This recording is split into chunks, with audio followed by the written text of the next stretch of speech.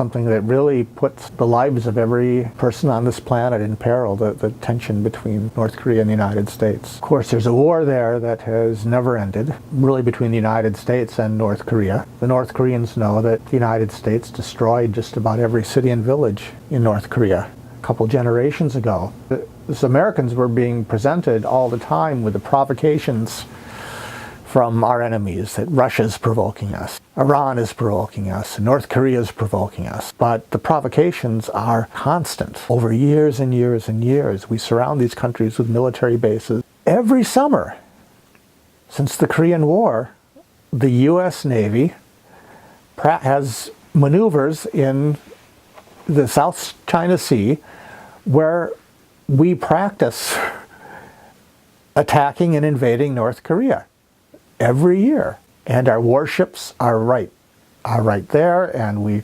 constant surveillance by planes, where our bombers are maneuvers over South Korea, all practicing for the day that North Korea is going to be attacked.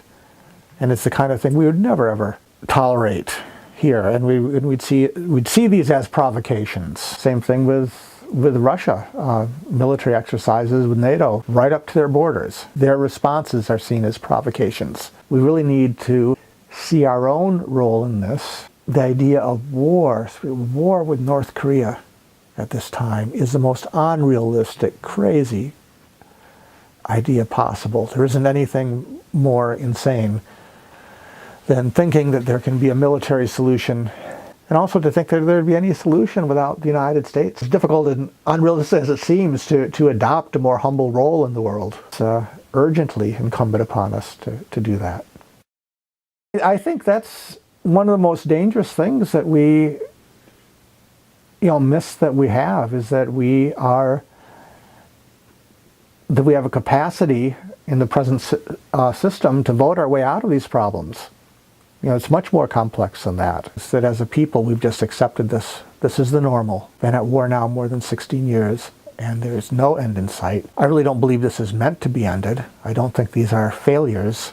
I don't believe that the invasion of Iraq leading to the rise of ISIS, if it was not exactly foreseen, nobody but a fool couldn't have seen something like that coming. But it means unending war. It's a frightening concept to people with any soul or any humanity, but for people who have stock in Raytheon, General Dynamics, Lockheed, those interests might overshadow their humanity.